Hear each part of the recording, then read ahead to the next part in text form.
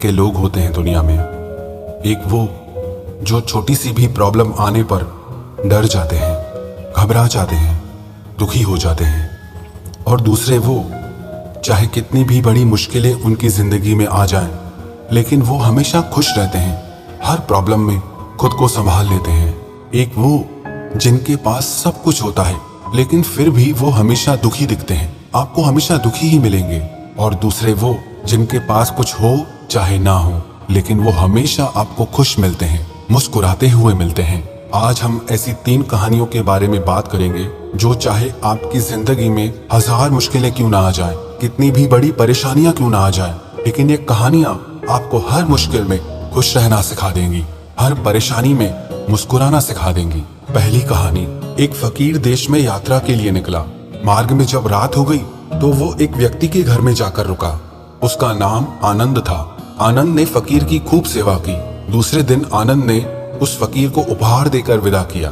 फकीर आनंद की सेवा से बहुत खुश हो गया था और उसे दुआएं देने लगा, भगवान करे तू दिनों दिन बढ़ता ही रहे।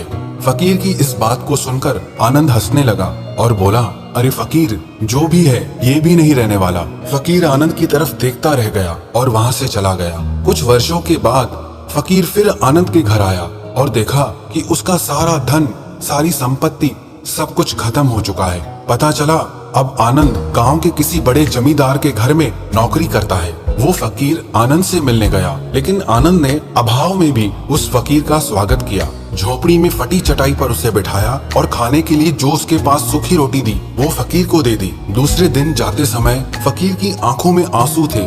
फकीर कहने लगा, हे भगवान, ये तूने क्या किया? आनंद फिर हंसा और कहने लगा, अरे फकीर, तू क्यों दुखी हो रहा है? ईश्वर हमें जिस हाल में भी रखे, हमें खुश रहना चाहिए, उसे धन्यवाद देना चाहिए। समय सदा बदलता रहता है और सुनो, ये भी नहीं रहने वाला। फकीर सोचने लगा, मैं तो केवल भेष से फकीर हूँ, लेकिन सच्चा फकीर तो तू है आनंद। कुछ वर्षों के बाद फकीर फिर यात्रा पर निकला और आनंद से मिला तो देखकर हैरान रह गया। आनंद अब तो जमींदारों का भी जमींदार बन गया है। उसे मालूम हुआ कि जिस जमींदार के यहाँ आनंद नौकरी करता था उसकी कोई संतान नहीं थी।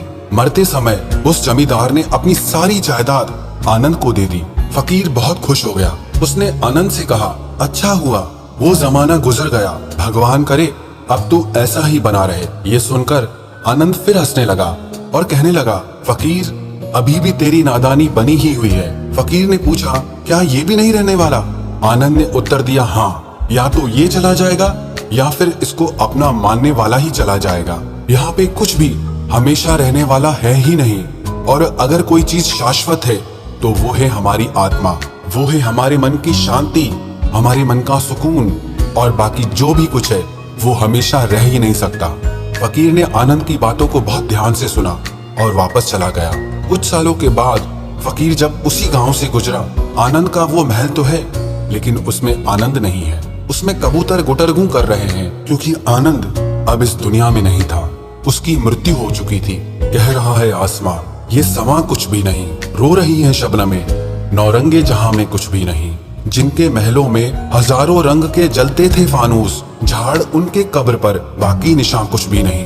वो फकीर मन ही मन सोचने लगा कि ये इंसान जिंदगी भर कितना दौड़ता रहता है, रोता रहता है, दुखी होता रहता है। जिन चीजों के लिए इंसान तड़पता रहता है, दुखी होता रहता है, वास्तव में वो चीजें हमेशा रहने वाली हैं ही नहीं, वो सारी चीजें बदलने वाली हैं। ये कहानी हमें शिक्षा देती है कि हमारी जिंदगी में जब भी कोई मुश्किल आए, कोई तकलीफ आए, कोई दुख आए, तो हमें ये सोचना चाहिए कि जिंदगी में इससे पहले जो मुश्किलें आई, जो उलझने आई, क्या वो रुकी? क्या वो हमेशा रही? जैसे आज तक सारी मुश्किलें होकर चली गई, वैसे ही ये मुश्किल भी होकर चली जाएगी। ये भी हमेशा रहने वाली नहीं। तो आपकी जिंदगी में कितना भी बड़ा दुख क्यों ना हो, कितनी भी मुश्किलें क्यों ना हो, आप मन में ये विश्वास रखना, ये मुश्किलें, ये उलझने हमेशा रहने वाली नहीं। और दूसरी कहानी, एक व्यक्ति मृत्यु के करीब था, मरने वाला था। उसने अपने बेटे को चांदी के सिक्कों से भरा हुआ एक थैला दिया और अपने पुत्र को बताया, जब भी इस थैले से चांदी के सिक्के खत्म हो जाएं, तो जो मैं तुम्हें एक प्रार्थना बताता हूँ उसे दोहराने से चांदी के सिक्के फिर से भरने लग जाएंगे। उसने अपने बेटे के कान में 4 शब्दों की प्रार्थना कही और वो मर गया। अब बेटा चांदी के सिक्कों से भरा थैला पाकर बहुत खुश हो गया, उसे खर्च करने में लग गया। वो थैला इतना बड़ा था कि उसे खर्च करने में कई साल बीत गए, लेकिन इस बीच वो 4 शब्दों की प्रार्थना ही भूल गया। जब थैला खत्म होने को आया तब उसे याद आया, अरे वो 4 शब्दों की प्रार्थना क्या थी। उसने बहुत कोशिश की लेकिन उसे याद ही नहीं आया। अब वो लोगों से पूछने लगा। पहले पड़ोसी से पूछा कि ऐसी कोई प्रार्थना तुम जानते हो जिसमें 4 शब्द हैं? पड़ोसी ने कहा, हाँ, एक 4 शब्दों की प्रार्थना मुझे मालूम है, ईश्वर मेरी मदद करो। उसने सुना और उसे लगा कि ये वो शब्द नहीं है, वो शब्द कुछ अलग थे। उसने बहुत सारे 4 शब्दों की प्रार्थनाओं को बार बार दोहरा के देखा, लेकिन उस खाली थैले में सिक्के बड़े ही नहीं। वो मन ही मन बहुत दुखी हो गया। फिर वो एक ब्राह्मण से मिला। उसने कहा, तुम ये प्रार्थना करो, ईश्वर तुम महान हो। लेकिन इस प्रार्थना से भी कुछ नहीं हुआ। फिर उसे एक धनी इंसान मिला। उसने कहा, तुम ये प्रार्थना करो, ईश्वर मुझे धन दो। लेकिन उस प्रार्थना से भी कुछ नहीं हुआ। आखिर में वो उदास होकर अपने घर में बैठ गया। तब एक भिखारी उसके दरवाजे पर आया। उसने कहा, सुबह से कुछ नहीं खाया है, खाने के लिए कुछ हो तो मुझे दे दो। उस लड़के ने बचा हुआ खाना भिखारी को दे दिया। उस भिखारी ने खाना खाकर ईश्वर से प्रार्थना की, हे ईश्वर तुम्हारा धन्यवाद। अचानक वो लड़का चौंक पड़ा और चिल्लाने लगा, अरे यही तो वो 4 शब्द थे।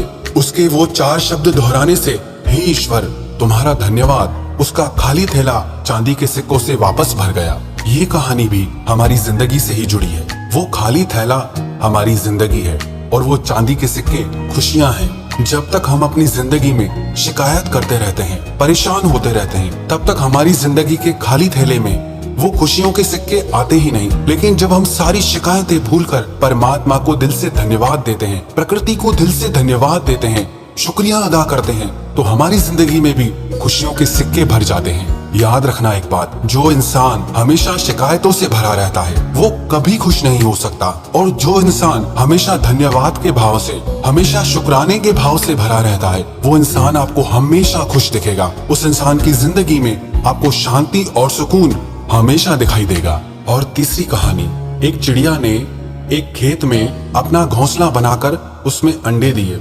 उसमें समय आने पर 2 बच्चे निकले। चिड़िया दाना चुगने के लिए रोज जंगल जाती और इस बीच उसके बच्चे वहां पर अकेले रहते थे। चिड़िया जब लौटकर आती तो बच्चे बहुत खुश होते, उसका लाया हुआ दाना चुगते थे। एक दिन चिड़िया ने देखा कि बच्चे बहुत डरे हुए हैं। उन्होंने बताया, आज खेत का मालिक आया था। वो कह रहा था कि फसल पक चुकी है, कल बेटों से खेतों की कटाई के लिए कहेगा। इस तरह तो हमारा घोंसला टूट जाएगा, फिर हम कहाँ रहेंगे। चिड़िया बोली, फिक्र मत करो, अभी खेत नहीं कटेगा। और अगले दिन सच में कुछ नहीं हुआ। बच्चे बेफिक्र हो गए। 1 हफ्ते के बाद चिड़िया को बच्चे फिर डरे हुए मिले। वो बच्चे बोले, किसान आज फिर आया था और कह रहा था कल नौकरों को कहकर खेत को कटवाएगा। इस बार भी चिड़िया ने बच्चों से कहा, तुम चिंता मत करो, कुछ भी नहीं होगा, डरो मत।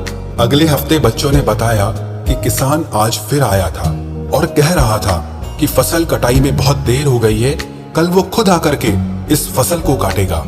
ये सुनकर चिड़िया बच्चों से बोली, अब खेत कल पक्का कट जाएगा। वो अपने बच्चों को लेकर तुरंत एक सुरक्षित स्थान पर चली गई। बच्चे बहुत हैरान थे और अपनी माँ से पूछने लगे कि तुम्हें कैसे पता कि इस बार खेत सचमुच में कटेगा। तो वो चिड़िया कहने लगी, जब तक कोई इंसान दूसरों पर निर्भर होता है तो उसके काम को संपन्न होने में हमेशा संदेह बना रहता है, लेकिन जब कोई इंसान अपने काम को खुद करने की ठान लेता है तो वो काम जरूर होता है। ये कहानी भी हमें शिक्षा देती है कि जब तक हम दूसरों पर डिपेंड रहते हैं, हमेशा दूसरों के आश्रय पर चलते रहते हैं, दूसरों के भरोसे पर चलते रहते हैं, तब तक हमारे काम ढंग से हो ही नहीं पाते। लेकिन जिस दिन हम अपने सारे काम अपने हाथ में ले लेते हैं, अपने हर काम में हम खुद जुड़ जाते हैं, तो हमारे वो सारे काम जरूर पूरे होते हैं।